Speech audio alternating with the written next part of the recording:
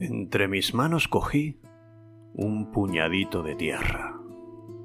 Soplaba el viento terrero, la tierra volvió a la tierra. Entre tus manos me tienes, tierra soy. El viento orea tus dedos, largos de siglos, y el puñadito de arena, grano a grano, grano a grano, el gran viento se lo lleva. Madrid, 1980. Un anciano menudo y desorientado detiene a un guardia urbano en mitad de la calle. Disculpe, agente, ¿podría indicarme por dónde volver a mi casa? El guardia, al notar la angustia en sus ojos, le pregunta su dirección. Pero el anciano, en un último destello de una identidad que se le escapa, solamente le contesta: pero bueno, usted sabrá quién soy yo, ¿no? Y al final es una pregunta trágica porque en ese momento él mismo apenas habría sido capaz de responderla. Nuestro querido anciano no salía en televisión, ni su rostro era de aquellos que la multitud reconoce al pasar. Incluso hoy, si pronunciamos el nombre de Dámaso Alonso, pocos sabrían ponerle cara. Director de la Real Academia Española, Premio Nacional de Poesía, Premio Cervantes. Acumuló los más altos galardones de nuestras letras, pero ante el viento de la historia, esos títulos son solo hojarasca. Al final, cuando nos vamos, apenas quedan rostros o nombres, cuando ese viento terrero nos reclama, como él mismo escribía, grano a grano. Lo que sobrevive no es el éxito, sino el gesto, y sobre todo, la palabra. ¿Qué queda de nosotros? Quizá un epitafio, las canciones que nos tatareamos, las cartas de amor que amarillean en un cajón, o la poesía que nos dedicamos en la intimidad. Porque si lo pensamos bien, las esquelas sinceras y los te quiero susurrados no son más que poesía disfrazada. La prosa es demasiado pesada para el viaje final. Es frágil, monótona, se deshilacha y se deshace con solo escucharla. Solo la poesía, con su esencia liviana y moldeable, resiste y flota en el polvo del camino. Para Dámaso Alonso, la literatura y en concreto la poesía no constituían únicamente un medio de expresión o artístico.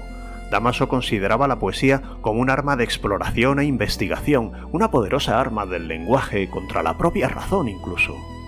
Con la poesía podemos adentrarnos en conceptos y conocimientos que la ciencia y el mundo real no podrían nunca ofrecernos. La poesía como contención a la laceración de un mundo globalizado, corrupto, dividido, polarizado, enajenado por comprar la felicidad de los escaparates. La poesía como gesto de mirar el mundo con amor, atención, cuidado, devoción.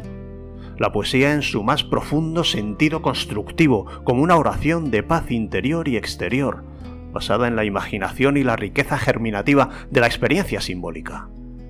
La poesía como medio de apertura al mundo, a otros significados y significantes, a horizontes nuevos. La poesía incluso como sustituto del silencio de Dios. Dámaso planteaba la poesía como forma de unión y punto de partida para un fantástico viaje, como único medio para vislumbrar nuestra propia verdad. La poesía como palabras que cantan y expresan lo intangible. Pero incluso sin profundizar, dejando al margen el existencialismo que nos dejó en su lírica, Dámaso defendió siempre la capacidad del hombre de ir más allá de lo que le ofrecía la realidad monótona y distorsionada gracias a la palabra y a la poesía. Si Wittgenstein decía que los límites de mi lenguaje son los límites de mi mundo, para Dámaso esto adquiere una dimensión muy particular. Su enfermedad, como un despropósito irónico del destino, le arrebató poco a poco sus bienes más preciados, la vista, la memoria y el lenguaje. Perdió todas las lenguas que hablaba, el alemán, el inglés, el francés, el italiano, el portugués, para después perder poco a poco el castellano en una agonía expresiva. Perdió la vista que le ofrecía un mundo a veces agónico y otras ditirámbico, y aún así consiguió preguntar a aquel guardia, casi ciego, deslenguado, desmemoriado. Y sí, con algunas llamadas y pesquisas, al final consiguió que le llevaran a casa. Pienso mucho en esta anécdota sobre lo que somos y lo que queda finalmente de nosotros, en ese anticipo de la muerte, despojados de todo lo que fuimos y de nuestras armas más poderosas, encerrados en ese cascarón de anciano decrépito y desmemoriado. Y quizá fue ese mismo día, u otro cualquiera después de aquello, donde Dámaso, vacío de conceptos, pero lleno de verdad, miró a los ojos a su mujer, a la que ya a duras penas era capaz de reconocer, y le entregó la última esencia de su ser, cuando le dijo aquello de: «No sé quién eres, pero sé que te he querido muchísimo». ¿Qué quedaba de él entonces? Fue el último verso del poeta que agonizaba. ¿Qué quedará de nosotros? ¿Qué palabras conseguiremos dejar antes de que el gran viento terrero nos arrope con la tierra? ¿Tendrán sentido? ¿Debemos escribirlas antes? ¿Deberíamos ir vertiendo desde ya poemas por la casa antes del silencio? ¿Seremos capaces de decirlo todo? ¿Guardará alguien esos versos? ¿Qué habitará en nuestra sombra?